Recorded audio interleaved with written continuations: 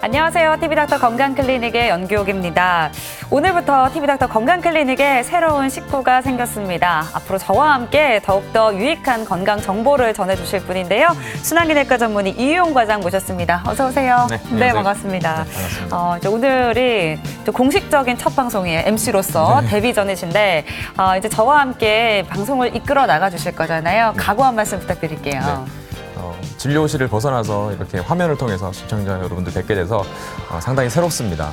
앞으로 시청자 여러분들께서 원하시는 다양한 의학 상식들을 잘 전달할 수 있도록 최선을 다하겠습니다. 네, 저도 기대를 해보겠고요. 네. 그리고 또 선생님께서 계시니까 저도 더 든든해지는 것 같습니다. 네, 감사합니다. 오늘 TV닥터 건강클리닉 시간에 알아볼 질환은요, 바로 어지럼증입니다. 이제 어지럼증을 유발하는 다양한 원인들에 대해서 알아볼 텐데요. 먼저 오늘 함께해 주실 분 화면으로 만나보겠습니다. 나는 가만히 있는데 주변이 움직이는 것처럼 느껴지는 일련의 증상들. 바로 어지럼증이다. 어지럼증은 빙글빙글 도는 느낌과 함께 몸이 붕 뜬 듯한 기분, 메스껍고 물건이 겹쳐 보이는 등 다양한 양상으로 나타나기 때문에 환자마다 표현이 다른 것이 특징이다. 신경과 외래를 찾는 환자의 한 절반 정도는 어지럼증을 주소로 오시는 분들이 많고요. 되게 갑작스럽게 뱅뱅 돈다라고 표현하시거나 자다가 침대가 뒤집어지는 줄 알았다라고 말씀하시는 경우도 있고, 걸을 때 술 취한 것처럼 휘청거리고 자꾸 울렁거리면서 그냥 어질어질하다, 이렇게 어지럼증 표현을 좀 다양하게 표현을 하십니다. 흔히 몸이 아프다고 할 때 빠지지 않고 등장하는 증상 중 하나인 어지럼증. 그만큼 보편적으로 발생한다는 의미일 것이다. 그러나 단순히 어지럽다는 증상만으론 뚜렷한 원인을 찾지 못하는 경우가 많다. 이는 어지럼증이 여러 질환과 관련을 맺고 있기 때문인데 대부분 뇌가 아닌 귀에 원인이 있는 경우가 많다.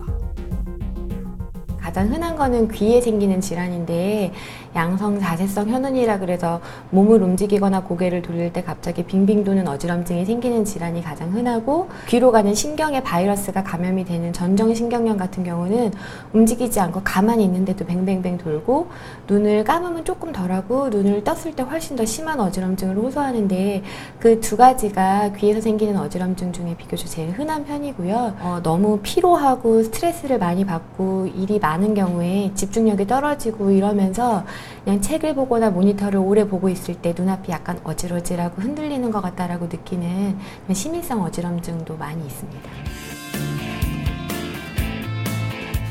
상당수의 사람들은 어지럼증 하면 여전히 일시적인 빈혈 탓으로 여기는 경향이 강하다.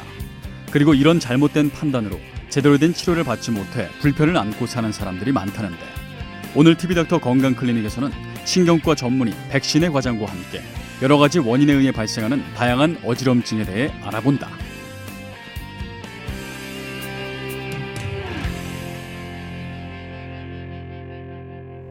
네, 저도 이제 가끔 좀 업무를 과하게 할 때나 아니면 잠을 좀 못 잤을 때, 이럴 때 이제 어지럼증을 종종 느끼곤 하는데요. 아마 이제 살면서 어지럼증을 느껴보지 않으신 분은 없으실 것 같아요. 네, 맞습니다.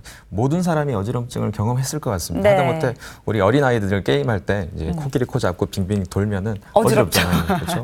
네. 그래서 이 어지럼증이라는 게 어떤 원인에 대한 그 증상이잖아요. 그래서 스트레스 같은 어떤 심리적인 영향 때문에 어지러운 경우도 있을 거고, 또 오래 앉아 있다가 딱 일어서면 네. 어지럼증을 경험하는 분들도 있겠죠. 오, 맞아요. 앉았다 일어났을 때 어지럼증 저도 이제 자주 경험하는 것 같은데, 이 어지럼증은요, 원인이 굉장히 다양해서 정확한 원인을 찾는 게 중요하다고 합니다. 오늘은 그 원인들에 대해서 살펴볼 텐데요. 먼저 화면으로 소개해드렸던 백신의 과장 스튜디오에 함께하고 계십니다. 과장님 어서 오세요. 안녕하세요. 네, 반갑습니다.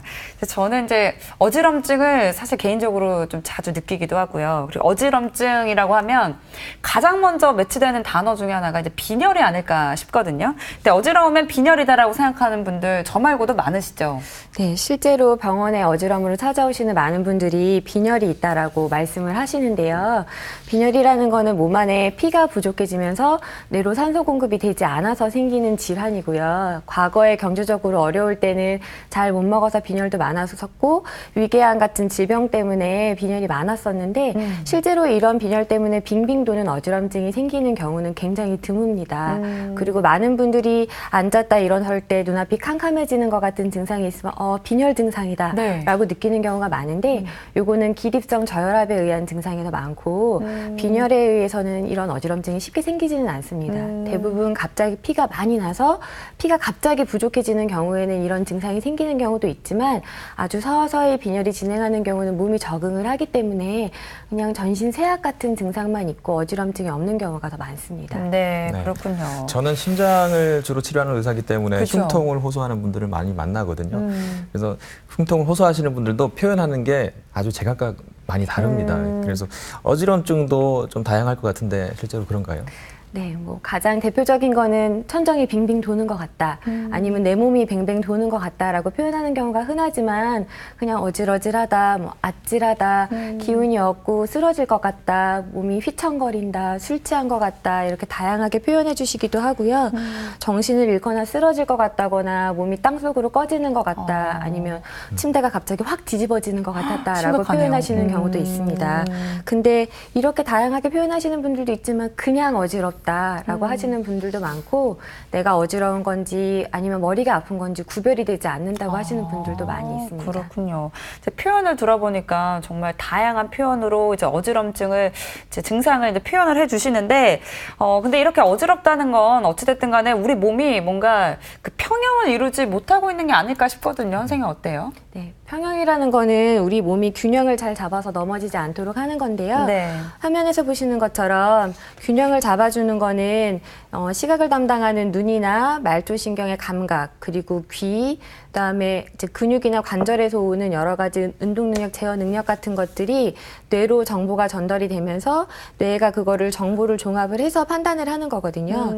실제로 단단한 평탄한 바닥에 서 있을 때는 말초신경에서 70%, 귀에서 20%, 눈에서 10% 정도 평형 정보를 담당을 하는데 바닥이 흔들리거나 우리가 뛰거나 걸을 때는 귀가 70%, 눈이 20%, 말초신경이나 관절이 10% 정도 그 평형을 담당을 하게 됩니다.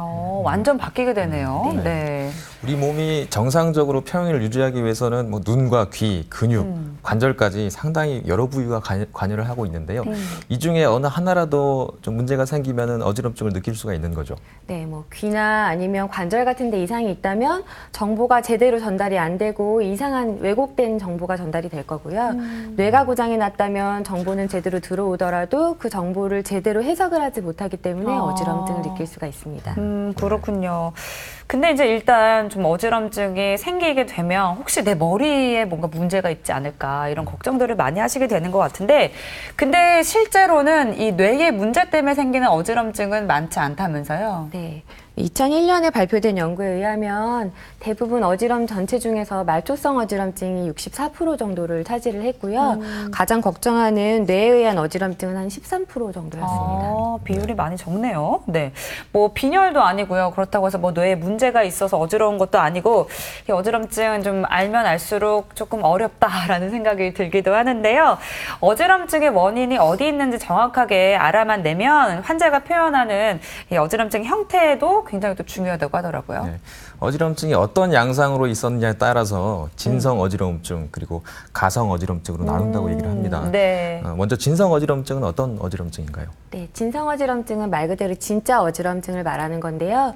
화면에서 보시는 것처럼 몸이 뱅뱅 돌거나 주위가 빙빙 도는 것 같은 회전성 어지럼증을 말을 하고 이 경우에 울렁거리거나 구역 구토가 동반되는 경우가 많이 있습니다. 이런 진성 어지럼증은 귀 속 전정기관 이상인 경우가 많고 드물게 뇌혈관 질환이 원인인 경우도 있습니다. 그러면 진성 어지럼증은 이제 뭔가 뱅글뱅글 도는 느낌의 이런 어지럼증 생각해 보면 될 것 같고요. 그렇다면 이제 가성 어지럼증은 어떤가요? 네, 가성 어지럼증은 화면에서처럼 비회전성 어지럼증인데요. 어찌러찌하다, 눈앞이 흐려진다, 머릿속이 텅 빈 것 같다 이렇게 말하기도 하고 네. 이 원인으로는 기립성 저혈압이나 약물에 의한 어지럼증, 과로에서 느껴지는 어지럼증이 흔합니다.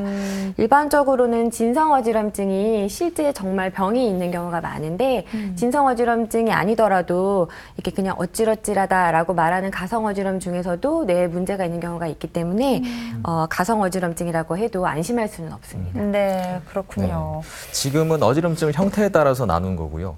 어지럼증을 그 원인에 따라서도 몇 가지로 나눌 수 있다고 하죠. 네, 이 화면을 보시면요. 네. 원인이 어디냐에 따라서 어지럼증을 크게 네 가지로 분류할 수 있는데요.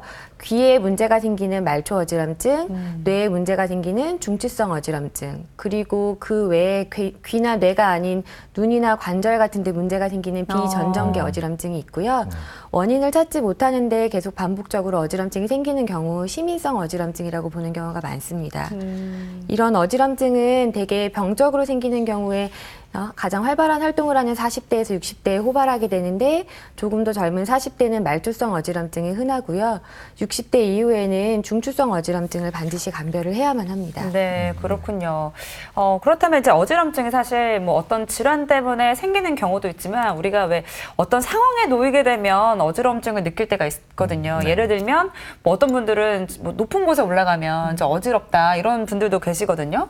실제로 좀 어떻습니까? 네, 정상적인 사람한테도 문제가 없더라도 실제로 이렇게 어지럼증이 생길 수 있는데 네. 가장 대표적인 것이 멀미입니다. 멀미. 네, 멀미는 내가 스스로 움직일 땐 잘 생기지 않고 타에 의해서 움직일 때 주로 생기는데요. 운전을 하는 동안에는 어지럼증을 못 느끼지만 네. 보조석을 타고 갈 때는 어지럼증을 느끼는 게 같은 원리입니다. 그리고 다른 상황은 상륙증후군이라고 하는데요. 네. 배를 타고 오래 가다가 육지에 내리게 됐을 때 균형이 잡히지 않고 어질어질한 느낌이 드는 것도 상륙증후군이라는 건데 네. 요거는 꼭 배를 탔을 때만 생기는 게 아니고 러닝머신을 오래 하거나 차를 오래 타고 있다가 딱 땅에 내리는 순간 휘청거리는 느낌이 드는 것도 상륙증후군이라고 할 수가 있습니다. 뭔가 이제 진동이 있다가 네. 이제 없는 평지로 내려오니까 느끼게 되는 건가 봐요. 네네네. 그리고 아까 말씀하신 것처럼 높은 곳에 있다가 아래를 내려볼 때 어찔한 느낌이 나는 거는 네. 평상시 우리가 가까이 있는 물건을 보는 게 익숙해 있다가 갑자기 멀리 있는 물건을 보게 되면 시각 정보를 해석하는 데 있어서 혼란이 올 수 있기 때문에 어지럼을 느낄 수가 있습니다. 그래서 이런 거를 시각 어지럼증이라고 하고 네. 빠르게 흐르는 물을 보거나 줄무늬가 복잡한 무늬를 봤을 때 어지럼증을 느끼는 것도 같은 원리라고 볼 수 있습니다. 그 외에 배가 고프거나 스트레스를 많이 받거나 잠을 자지 못하더라도 뇌 기능이 감소하게 되면서 어지럼증을 느낄 수가 있습니다. 네. 앞에서 어지럼증의 빈도에 대해서 잠깐 말씀하실 때 40대에서 60대 주로 중년기에서 많이 발생한다고 말씀하셨는데요. 소아에서도 어지럼증이 발생할 수 있죠. 네. 소화기 어지럼증은 흔치 않은데요. 대개 15세 이하에서는 많게 한 8% 정도에서 어지럼증이 보고가 되고 있습니다. 소아는 성인이랑 다르게 귀 문제 때문에 생기는 진성 어지럼증은 흔하지는 않고요. 주로 삼출성 중이염 때문에 어지럼증을 느끼는 경우가 가장 많습니다. 근데 어지럼증이 일회성이 아니고 반복해서 발생하는 경우에는 편두통성 어지럼증인 경우가 있을 수 있고 이 경우에는 운동장에서 달리기를 하거나 뛰거나 움직이는 동작만으로도 조금 더 쉽게 어지럼증을 느낄 수 있기 때문에 편두통이 아닌지 진단을 하고 예방 치료를 해야 합니다. 네. 그러니까 소화기에 나타나는 어지럼증의 이제 가장 흔한 원인이 이제 중이염인데 다른 질환이 아닌지 감별이 필요하다라고 말씀을 해주셨습니다. 그렇다면 이제 노년기에 나타나는 어지럼증 어떤 특징이 있을까요? 노년기는 질병에 의한 어지럼증도 많이 있지만 그냥 연세가 드시면서 여러 가지 신체 기능들이 퇴화해서 생기는 노년기 어지럼증. 약간 핑 돌고 고개를 돌릴 때 0.1초 정도 아찔하게 느껴지는 그런 어지럼증들도 흔히 있습니다. 이런 것들은 노화에 의해서 관절이 약해지고 말초신경이 약해지고 뇌 기능이 떨어지면서 정보를 통합하는 능력이 감소해서 생길 수가 있는데 이렇게 순간적인 어지럼증 때문에 넘어짐이 생기는 것이 가장 위험합니다. 그래서 실제로 65세 이상 노인은 20에서 40% 정도에서 매년 이제 넘어짐이 발생을 하고 그것 때문에 골절이 생기거나 하는 외상이 발생할 수 있기 때문에 이런 게 생기지 않게끔 주의를 하는 게 중요하고요. 파킨슨병이나 치매 같은 퇴행성 변화 때문에도 이렇게 어지럼증이 쉽게 생길 수가 있고 연세 드신 분들은 고혈압이나 당뇨 같은 위험 요인이 많은데 이로 인한 뇌졸중도 흔히 생길 수 있습니다. 네. 그러면 지금부터는 앞서 이제 어지럼증의 원인 중에 가장 흔하다고 말씀하셨던 말초성 어지럼증, 그러니까 이제 귀의 이상으로 발생할 수 있는 어지럼증에 대해서 조금 더 자세히 알아보도록 하겠습니다. 아마 많은 시청자분들이 우리 몸의 평형을 유지하는데 네. 귀가 얼마나 중요한 역할을 담당하는지 잘 모르는 경우가 많습니다. 맞아요. 예. 근데 이 귀의 질환이 발생해서 어지럼증이 발생한 경우는 상당히 좀 심한 어지럼증이 발생한다고 얘기를 들었습니다. 네, 보통 진성 어지럼증이 생겨서 뱅뱅 돌고 오심과 구토가 굉장히 심하게 발생을 합니다. 그래서 이제 눈을 떴을 때 더 심한 어지럼증이 생기기도 하고 가만히 있으면 어지럼증이 가라앉았다가 고개를 돌리는 순간 아주 심한 어지럼증이 다시 생기기도 해서 이제 구토를 하면서 구급차를 타고 응급실에 오시는 경우들도 많이 있는데요. 이제 이 가만히 있으면 좀 좋아지는 줄 알고 집에서 버티다가 네. 나아졌나 보다 하고 일어서는 순간 다시 막 구토가 동반되고 어지러운 경우들이 흔히 있습니다. 네, 그렇군요. 그러니까 저희가 이제 질환을 몇 가지 좀 짚어볼까 하는데요. 먼저 양성 자세 현운입니다. 이게 사실 이제 영어를 번역을 하다 보니까 이제 여러 가지 이름으로 불리기도 하고요. 네. 이게 딱 단어를 들었을 때 의미가 와닿지 않습니다. 근데 우리가 아마 이제 가장 익숙하게 들었던 게 이제 이석증인데요. 이게 같은 질환이라면서요. 네, 보통 이석증이라고들 모두들 알고 많이들 네. 오시는데요. 실제로는 양성 자세 현운 내진 돌발성 양성 자세성 현운 이렇게 부르는 너무 어렵네요. 이름입니다. 네. 그래서 말 그대로 위험한 질환은 아닌데 갑자기 어지럼증이 내가 움직이는 위치에 따라서 발생하는 질환이라는 뜻인데요. 그림을 보시면 네. 귀에서 이제 귓바퀴가 있고 그 안으로 들어가는 웨이도가 있고 그 안쪽에 소리를 담당하는 달팽이관이랑 어지럼증을 담당하는 세방고리관이라는 게 있습니다. 이 내이에 있는 세방고리관에 어지럼증을 잘 조절을 해주는 균형을 잡아주는 이석이 있는데 네. 이 이석이 떨어져 나가서 관으로 들어가서 움직이게 됐을 때 어지럼증이 생기게 됩니다. 원래 이제 붙어 있는 건 거죠. 세반고리관 안에. 네, 세방고리관 아래쪽에 팽대부름이라고 하는 부위에 돌이 이렇게 붙어 있고 그 돌이 있다가 이제 평상시에는 균형을 잡아주는 역할을 하는데 네. 그 돌이 갑자기 떨어지게 떨어지면? 되면 그림에서 보시는 것처럼 네. 실제로는 이석이 이렇게 있고 이 이석이 고개를 숙이면 중력에 따라서 아래로 쏠리면서 이 이석이 있는 자리에 정보가 전달되기 때문에 아 내가 고개를 숙였구나라는 걸 알게 하는데요. 요 돌이 제자리에서 떨어져 나와서 네. 여기서 관으로 쏙 들어가게 되면 움직일 때마다 이석이 이동을 하게 되고 그때 어지럼증을 유발을 하게 됩니다. 그렇군요. 양성 자세 현운의 특징이 그러니까 갑자기 아주 심하게 발생하는 회전성 그런 어지럼증이라고 얘기를 하더라고요. 네. 환자분들이 상당히 많이 힘들어할 것 같습니다. 네, 아주 많이 어지러워서 잘 움직이지를 못하고 그쵸. 조금 나아지는 것 같아서 움직이려고 그러면 어지럽기만 한 게 아니라 구토가 많이 동반되기 때문에 굉장히 많이들 고통스러워 하십니다. 그래서 가만히 있으면 일시적으로 증상이 좀 호전될 수 있고 그 상황에서 아주 움직임을 천천히 작게 하면 어지럼이 덜하기 때문에 네. 아주 천천히 이렇게 기어오다시피 병원을 찾아서 어지럽다고 표현하시는 경우들이 있습니다. 이 질병은 귀 속을 들여다본다고 해서 그 이석이 눈에 보이는 건 아니기 때문에 진단을 하기 위해서는 이제 자세를 어지럼증을 유발하는 자세 검사를 해서 그 이석의 움직임에 따라 눈이 이상하게 떨리거든요. 그거를 확인을 하게 되는데요. 그림에서 보시면 네. 딕솔파이크라는 검사를 하게 됩니다. 환자가 앉아있는 자세에서 45도 고개를 옆으로 돌리고 네. 뒤로 확 눕히게 됩니다. 이때 고개를 옆으로 45도 돌리고 네. 그 다음에 뒤로 30도 젖힌 상태에서 고개를 돌리게 되면 떨어진 이석이 귀 속을 이동을 하면서 눈동자가 이렇게 이상하게 떨리는 안구진탕이라는 게 발생을 하게 되는데 이게 의도하지 않은데도 이렇게 네. 눈알이 움직이는 거죠. 네네. 근데 그 이석이 떨어진 관에 따라서 네. 이 안구진탕이 옆으로 생기기도 하고 위로 생기기도 합니다. 그래서 어디에 문제가 있는지 알기 위해서 네. 오른쪽으로도 검사를 하고 똑같은 방식으로 왼쪽으로 고개를 돌려서도 뒤로 눕히는 검사를 해서 어떻게 안구진탕이 생기는지를 보고 이석증을 진단을 하게 됩니다. 네. 이렇게 해서 이석증을 진단을 하게 되면 그 떨어진 돌을 원래 있던 제자리로 돌리게 되면 어지럼증이 빨리 회복될 수 있기 때문에 이석 정복수를 합니다. 그래서 만약에 오른쪽 귀에 이석증이 생겼다라면 네. 검사할 때와 동일한 방법으로 오른쪽으로 고개를 45도 돌리고 네. 뒤로 눕힙니다. 그래서 아까 마찬가지로 눈이 이상하게 떨리는 안구진탕이 생기는 거를 관찰을 하게 됩니다. 네. 이렇게 안구진탕이 생겼을 때 환자가 굉장히 많이 어지러워하고 검사 도중에 구토를 하는 경우도 있습니다. 너무 어지러운 상태인 거잖아요, 환자는. 네, 그렇죠. 네, 네. 이렇기 때문에 세상이 빙글빙글 도는 것처럼 느껴지는데 이 상태에서 고개를 반대로 이제 45도 또 돌리게 됩니다. 네. 약간의 어지럼증이 유발이 될 거고요. 네. 그게 좀 호전되면 30초에서 60초 있다가 몸을 옆으로 돌리고 고개는 아래쪽을 향해서 45도 돌린 상태를 유지를 하고 네.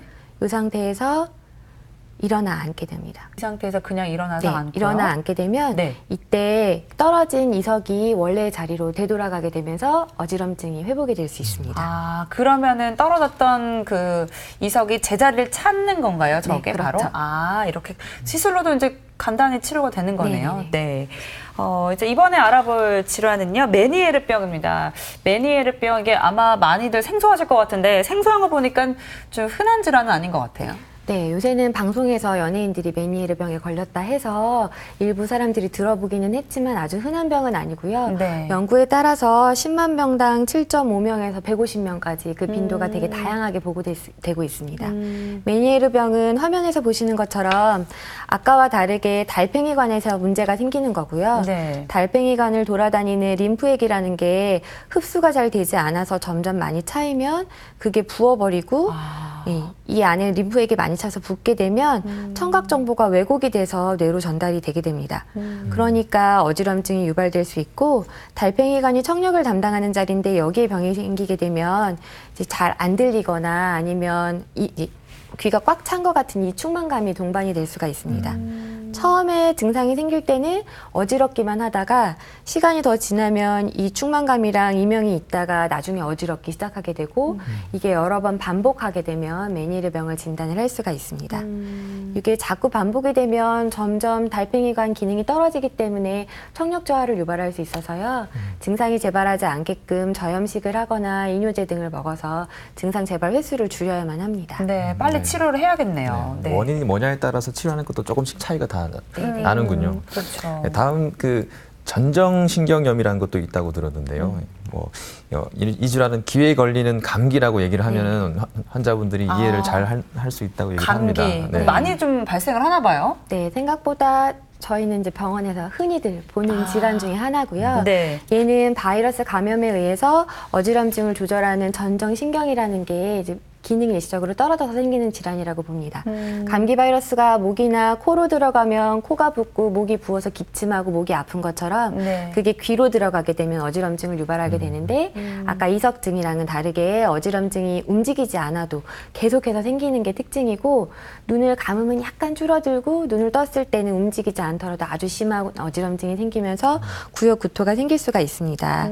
이게 막 물체가 흔들려 보이기 때문에 초반에는 가만히 누워서 쉬는 게 가장 중요하고요. 증상을 호전시키기 위해서 그 전정신경 억압제를 쓰게 되는데 장기간 쓰게 되면 오히려 어지럼증이 미약하게 계속 남을 수 있기 때문에 가능한 한 초반에 휴식을 취하고 약물 치료를 하고 조금 호전된 이후에는 많이 움직이도록 합니다. 그렇군요. 네.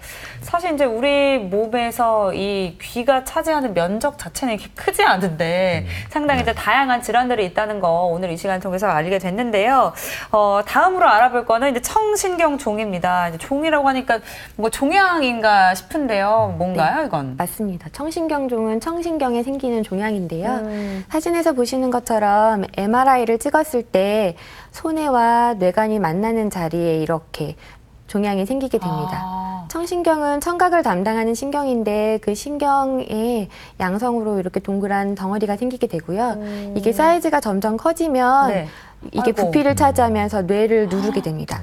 그래서 뇌 기능이 떨어지게 되고 신경에 생기는 종양이기 때문에 신경 기능이 떨어지면서 난청이나 두통, 평형, 보행장애 같은 게 유발될 수 있는데 아주 천천히 자라기 때문에 증상이 갑작스럽게 생기지는 않고 가랑비에 어쩌는지 모르게 서서히 이제 청력이 떨어져서 병원에 와서 검사를 하고 우연히 발견되는 경우가 많이 있습니다. 지금까지 이제 알아본 어지럼증은 이제 귀가 원인이 돼서 발생하는 여러 가지 어지럼증에 대해서 네, 알아봤는데요. 맞아요. 네.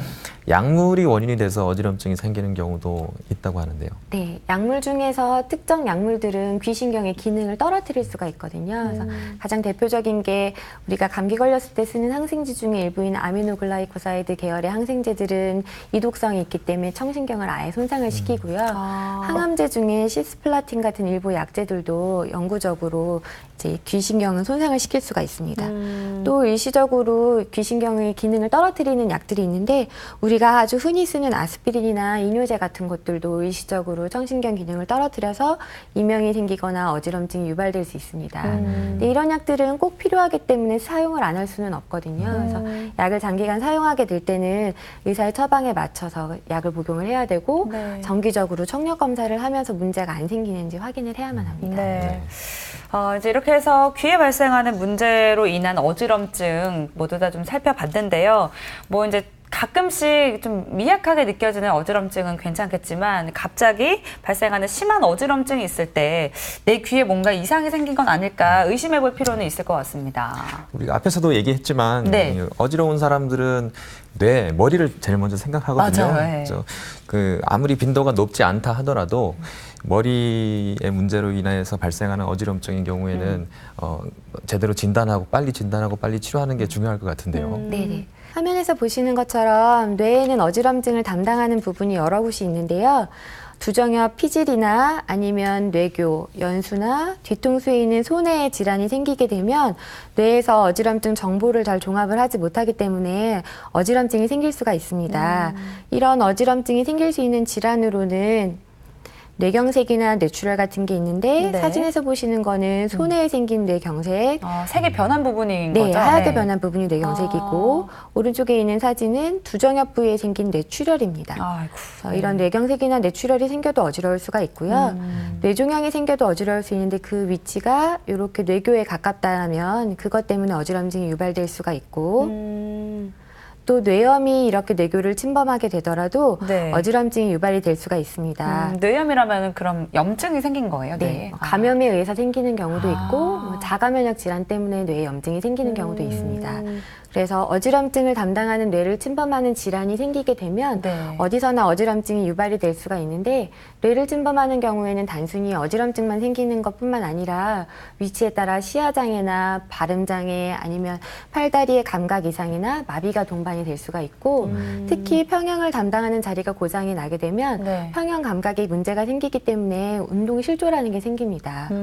화면을 보시면 네. 이 청년은 가만히 서 있는데도 아이고. 균형을 잡지 못하고 좌우로 앞뒤로 몸이 많이 흔들리고 걸을 때 양 다리를 넓게 벌리고 균형이 잡히지 않아서 술이 취한 듯 몸을 앞뒤 좌우로 매우 많이 흔들고 있습니다.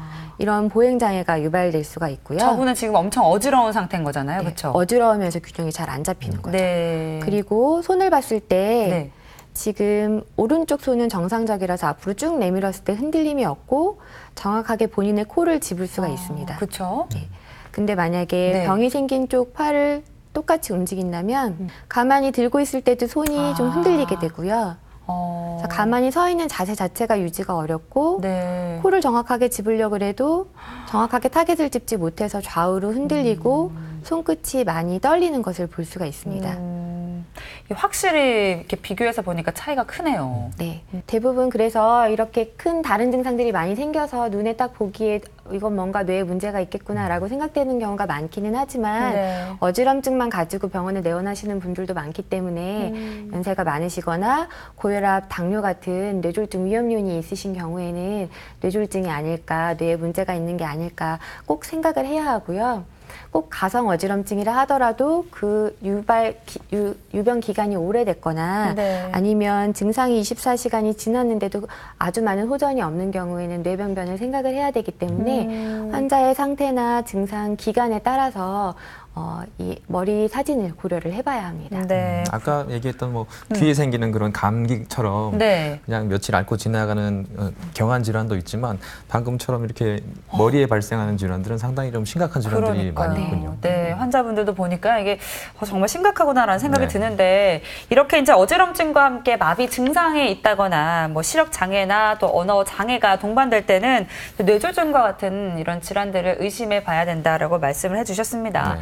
그러면 이제 우리가 평소에 사실 뭐 업무적인 스트레스나 아니면 뭐 일상생활에서 받는 스트레스도 많을 때가 있고요. 뭐 또 불안감 때문에 생기는 어지럼증도 있거든요. 이런 것과는 좀 어떻게 다른 건가요? 네, 그런 것들은 보통 시민성 어지럼증이라고 하는데요. 네. 스트레스를 많이 받거나 극도의 공포가 있거나 불안한 경우에 호흡이 약간 빨라지기도 하고 가슴이 답답하면서 어질어질하고 쓰러질 것 같다거나 아니면 아주 순간적으로 아찔한 느낌을 호소하는 경우가 많이 있습니다. 어지럼증 환자의 적게는 20%에서 많게는 50%가 실제로는 기질적 병변이 없는 심인성 어지럼증인 경우가 많이 있는데요. 네. 만약에 과거에 어지럼증을 격하게 겪어서 그것 때문에 불안감이 심해진 사람이라면 네, 안심을 시켜주는 것이 필요하고요. 그런 특별한 유발 요인이 없이 원래 불안감이 높고 그래서 자꾸 어지럼증을 느끼시는 분이라면 불안증에 대한 치료를 동반해야 하는 경우도 있습니다. 이런 분들은 실제로 고장난 부분이 있지는 않기 때문에 약물 치료를 하는 것보다는 이 평형 기능을 강화시킬 수 있는 전정 재활 훈련을 꾸준히 하는 것이 중요합니다. 네. 그런 것도 또 있군요. 네. 재활훈련. 네. 종종 술을 마시고 어지럼증을 호소하시는 분들도 많이 보게 되는데요. 술 먹으면 많이 어지럽죠. 네, 뭐술 마시고 이렇게 비틀비틀거리는 분들을 많이 보기 맞아요. 때문에 어떻게 네. 보면 당연하게 받아들이기도 하는데 이렇게 술 마시고 어지럼증이 발생하는 경우는 괜찮다고 봐도 되나요? 네, 술을 마시게 되면 어지럼증을 조절하는 세방기관이 굉장히 예민해지기 때문에 약간의 자극을 크게 받아들여서 더 많이 어지럽다고 느껴질 수 있고요. 거기서 술을 조금 더 많이 드시게 되면 뇌의 어지럼증을 조절하는 소뇌까지 기능이 마비가 되게 됩니다.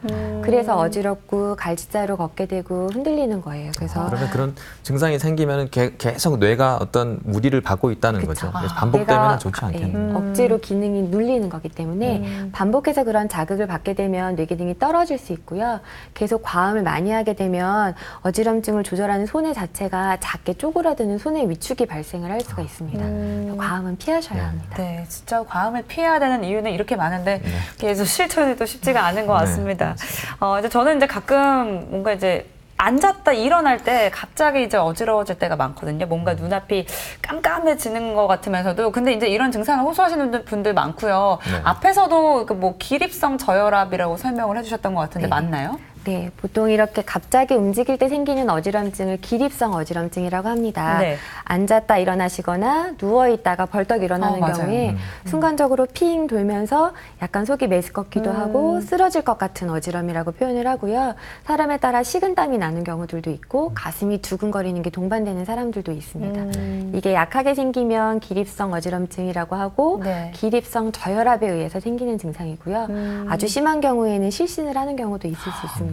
일어나다가 네, 네. 쓰러질 수도 있군요. 근데 기립성 저혈압이 생기는 원인은 탈수가 돼서 몸에 수분이 부족한 경우에 누워있을 때 아래쪽에 고여있던 수분이 일어나는 순간 머리까지 빨리 올라가지 못해서 이런 일이 생기는 거고요. 노인들은 이제 기능도 많이 떨어져 있고 실제 약간 탈수가 있는 경우들도 많기 때문에 노인들한테 흔히 생길 수 있고 아주 마르거나 키가 큰 사람한테도 증상이 흔히 생길 수 있습니다. 여름에 땀을 많이 흘리거나 아니면 사우나에서 좀 오래 맞아요. 사우나를 네. 하면서 땀을 많이 흘리게 되면 네. 그런 게 더 발생할 수 있겠네요. 이런 게 또 위험할 수 있겠어요. 네.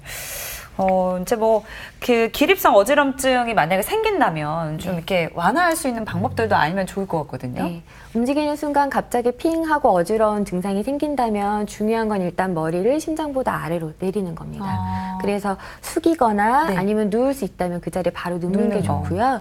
그림을 보시는 것처럼 두 다리를 꼬아서 힘을 주는 경우에도 일시적으로 혈압이 올라가면서 증상을 완화시킬 수 있고요. 네. 이 자세와 더불어서 주먹을 쥐고 손에 힘을 꽉 준다든지 허벅지나 엉덩이에 힘을 주는 것도 증상을 완화시킬 수가 있습니다. 근데 이때 주의해야 될 것 중에 하나가 네. 아랫배에 갑자기 힘이 들어가는 것. 쭈그리고 앉았을 때나 대변을 볼 때처럼 아랫배에 힘이 많이 들어가게 되면 오히려 기립성 어지럼증이 심해질 수 있기 때문에 배에는 힘을 주지 않고 엉덩이나 손에 힘을 주는 것이 중요합니다. 그리고 당뇨가 있으신 분들이 당뇨 약을 드시거나 그리고 인슐린 치료를 하는 경우가 있는데 그런 경우에도 가끔씩 저혈당이 발생하는 경우가 있는데 저혈당 때문에 어지럼증을 느끼는 경우도 많이 있다고 하는데요. 맞아요. 네, 혈당이 떨어지게 되면 아무래도 뇌 기능이 같이 감소하기 때문에 어지러질 할 수가 있는데 이때는 진성 어지럼보다는 가성 어지럼에 가까운 증상들이 생기게 됩니다. 네. 그러면서 기운도 없고 약간 공복감을 느끼거나 가슴이 두근거리거나 땀이 나거나 하는 증상들이 동반되는 경우가 많은데 이게 정도가 아주 심하게 되면 의식을 아예 잃을 수가 있고요. 저혈당이 반복되면 뇌 손상이 비가역적으로 발생할 수 있기 때문에 이런 증상을 미리 알고 저혈당이 생겼을 때 그거를 완화시킬 수 있도록 음료수나 간식 같은 것을 빨리 드시는 게 필요할 수 있습니다. 그렇군요. 그래서 이제 당뇨 환자분들은 이제 사탕 챙겨 네, 드시라고. 초콜릿이나 그쵸? 음료수 같은 것들. 네, 갖고 계시는 게 또 챙기고, 필요할 것 네. 같고요. 이제 어지럼증의 여러 가지 원인에 대해서 살펴봤는데요. 이제 원인이 사실 워낙에 다양하기 때문에 이 진단이 좀 쉽지는 않을 것 같습니다. 근데 아까도 저희가 눈의 상태를 잠깐 봤지만 이 눈의 상태를 보는 게 또 진단하는 데 많이 도움이 된다면서요? 네, 전정 기능이나 뇌에 문제가 생긴 경우에는 두 눈을 정확하게 고정시켜주는 힘이 떨어지게 됩니다. 그래서 우리 눈이 평상시에 딱 앞을 보고 고정돼 있어야 되는데 그 능력이 떨어지면서 눈이 빙글빙글 도는 안구진탕이라는 게 생기게 되고요. 네. 이 안구진탕이 있느냐 없느냐, 어느 방향으로 움직이느냐, 옆으로 움직이느냐, 세로로 움직이느냐에 따라서 병변이 어디 있는지 알려주는 중요한 사인이 됩니다. 화면을 보시면요. 네. 이건 안저 검사를 한 거고요. 정상적으로 눈은 네. 가만히 고정돼 있다가 내가 원하는 방향으로 직선 운동을 하게 됩니다. 그래서 그 움직임을 그래프로 따라 그렸을 때는 이렇게 직선으로 움직이는 눈의 모양을 볼 수가 있습니다. 네. 보기에도 안정적인 것 같아요. 네, 네. 근데 만약에 전정 기능에 이상이 있어서 눈이 떨리게 되면 네. 안진이라는 게 발생을 하게 되고요. 진동이 좀 있다라는 말씀이신가요? 그쵸? 가만히 있는데도 눈동자가 이렇게 떨리게 됩니다. 아이고. 리듬감을 가지고 톱니바퀴가 굴러가는 것처럼 턱턱 떨리게 되고 네. 그때 그래프를 보시면 뾰족뾰족하게 눈이 떨리는 걸 볼 수가 있습니다. 만약에 자발안진이 관찰되지 않을 때는 일부러 자극을 해서 안진을 볼 수가 있는데요. 네. 앞이 보이지 않게 하고 머리를 세게 흔들게 되면 전정계가 자극을 받게 됩니다. 그래서 떨림이 없는 사람을 머리를 좌우로 흔들어서 아이고. 자극을 주게 되고요. 자극을 주게 되면 자극 이후에 눈동자가 마구 떨리는 걸 볼 수가 멈춰도 있습니다. 이제 눈동자가 네. 계속 움직이는 거죠? 네네. 이렇게 해서 그냥 봤을 때 이상이 없다고 생각되는 사람들 중에서도 병이 어디에 원인이 있는지 알게 되는 경우가 있습니다. 네. 눈이 마음의 창이라고 하는데 네. 머리나 이 귀의 이상이 눈을 통해서 나타나게 되는 거군요. 그렇네요. 네. 네. 그러면 눈을 확인하는 것 외에도 다른 어떤 검사 방법들이 있나요? 그거 외에도 이제 신경학적 검사를 하는 방법이 있는데요. 한 번 더 화면을 보시면요. 네. 중추신경계에 만약에 문제가 있다면 아까처럼 머리를 흔들었을 때 한쪽 방향으로 떨리는 것도 생길 수 있지만 이 눈동자 떨림이 방향을 바꾸는 경우가 있습니다. 보시면 네. 눈동자가 오른쪽을 볼 땐 오른쪽으로 떨리고 왼쪽을 볼 땐 왼쪽으로 떨려서 그래프상에서 이 뾰족뾰족한 산이 위로 갔다 아래로 갔다 하는 것을 볼 수가 있거든요. 이런 걸 주시유발 안진이라고 하고 네. 이 경우에는 중축성 병변을 반드시 감별을 해야 되는 중요한 사인입니다. 이러한 것이 있다면 이게 뇌에 어디에 이상이 있는지 알아보기 위해서 아까 같은 이런 코를 만지는 손의 기능 검사라든지 아니면 걸음을 걸려본다든지 해서 신경학적 검사를 해야 되고요. 네. 그거 이외에 이런 안진을 보는 검사 그리고 귀의 기능을 보는 이비인후과에서 하는 여러 가지 청력 검사 같은 것들을 할 수가 있고 뇌에 문제가 있다라고 판단이 되면 뇌 영상 검사가 필요하게 됩니다. 네. 이제 어지럼증을 진단하는 방법에 대해서 저희가 살펴봤는데요. 실제로 이제 검사가 어떻게 이루어지는지 화면으로 담아왔습니다. 화면 보시고 더 이야기 나눠볼게요. 율동적으로 반복하는 안구의 운동을 말하는 안진. 안진은 머리를 움직이거나 움직이는 것을 눈으로 쫓을 때 정상적으로 나타나는 현상이지만 귀나 뇌의 문제로 인해 어지럼증을 느낄 때 병적으로 나타나기도 한다. 비디오 안진 검사는 눈을 찍을 수 있는 비디오가 달린 안경을 쓰고요. 환자가 눈을 움직이거나 아니면 자극을 줘서 머리를 흔들거나 자세 변경을 했을 때 눈동자가 비정상적으로 떨리는 안구진탕이 있는지를 모니터로 직접 보는 검사고요. 실제 장비는 안경이랑 화면 이 두 가지가 있으면 되는 검사고 환자분은 앉아있는 상태에서 이제 특정 시야를 제한을 해서 한 점만 따라보도록 합니다. 그랬을 때 눈동자가 그냥 부드럽게 잘 움직이는지 비정상적인 안구진탕이 있는지를 보게 되는 거고 그 움직임이 굉장히 미약하면 맨눈으로 눈 움직이는 게 잘 보이지 않을 수 있기 때문에 비디오 안진 검사 같은 경우에는 눈동자 움직이는 것 자체를 그래프로 따라 그리게 돼서 작은 안구진탕까지 확인을 할 수 있게 해줍니다. 안진은 움직이지 않고 가만히 정면을 쳐다보고 있을 때에도 발생하는 경우가 있고 정면을 주시하고 있을 때는 나타나지 않다가 특정한 유발 방법을 시행했을 때만 나타나는 경우도 있다. 이런 특징을 이용한 비디오 안진 검사에서 안진의 유무와 방향, 속도, 정면 주시에서 나타나는 안진 등은 어지럼증의 원인을 밝히는 데 중요한 정보를 제공한다. 어지럼증의 여러 원인 중 뇌의 이동성 결석으로 인한 양성 자세 현운인 경우 간단한 자세 이동으로 치료가 가능하다. 양성 자세성 현우는 돌이 떨어진 위치에 따라서 자세 치료를 할 수 있는데 돌이 떨어진 거를 원래 위치로 다시 돌릴 수 있게끔 고개를 돌리는 자세 치료를 병원에서 하게 되고 그런 방법으로 변형의 분리 같은 것도 있고 구폰이나 바베큐라고 부르는 여러 가지 자세 치료가 있어서 치료를 해서 실제로 이석이 정복이 됐을 때는 조금 빠르게 그 즉시 어지럼증이 많이 개선되는 경우들이 있고 그 이후에는 특별히 증상을 느끼지 않는 경우가 있고요. 전정신경염 같은 경우는 자세 치료를 해서 좋아지는 것은 아니기 때문에 초반에는 그냥 약을 써서 어지럼증을 줄이도록 하고요. 약간 증상이 경감한 후에는 얘네가 빨리 적응을 하고 회복을 할 수 있게끔 일종의 재활 치료를 하는데 쉬운 방법은 그냥 걷는 거고요. 그다음에 좀 더 복합적으로 전정 재활 훈련이라고 전정 기능 자체를 강화시키는 운동을 추가로 하게 되면 회복이 훨씬 빠릅니다. 대개 심한 급성 증상이 나타난 이후에는 증상이 좋아지며 장기적인 후유증을 남기지 않는 양성 자세 현운.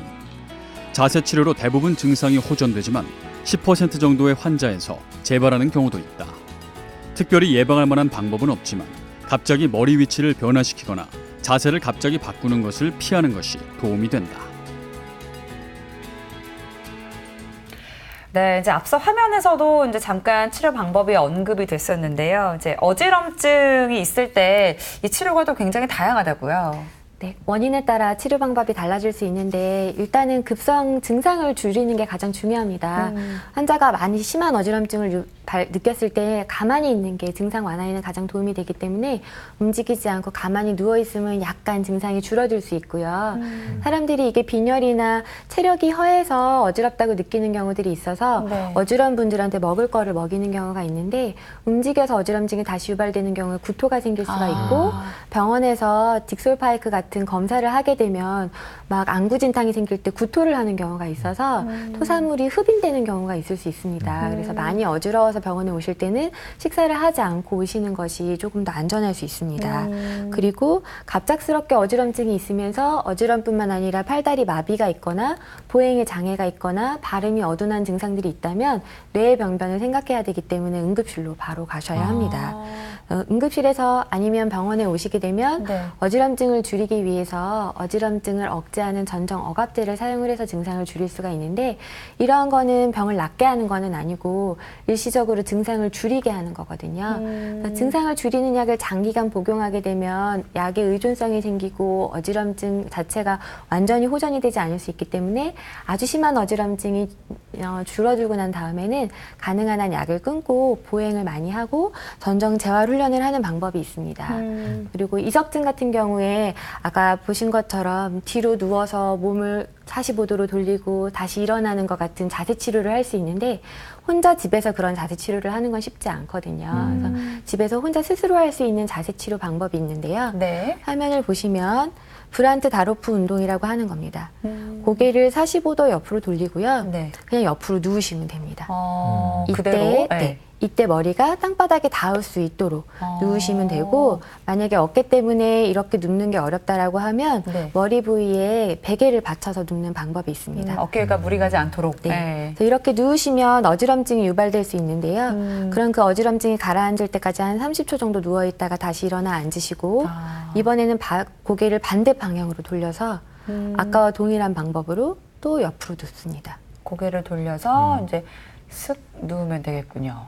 이제 침대 이런 데서 하면 네. 될 것 같아요. 매트리스 있는 네, 데서. 침대 서셔도 되고 바닥에 이불 깔고 가셔도 됩니다. 네. 그렇게 어렵지도 않고 네. 간단하게 할 수 있는 아주 좋은 운동이에요. 이거는 이석증 위치와 관계없이 모든 이석증일 때 효과가 있는 치료 방법이기 때문에 집에서 쉽게 할 수 있는 방법이라 이런 운동이 도움이 될 수 있습니다. 네.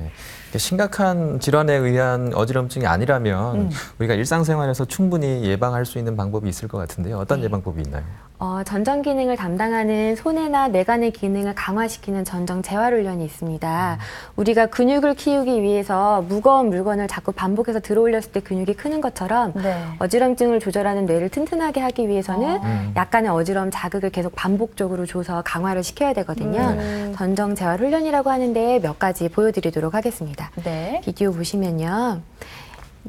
두 손을 펼치고 가능한 한 고개를 많이 움직이지 않은 상태에서 두 눈을 번갈아서 양쪽 점을 쳐다보게 됩니다. 어지럽긴 하겠네요, 진짜. 예. 이거를 10번 정도 반복하시면 되고요. 또 다른 방법으로는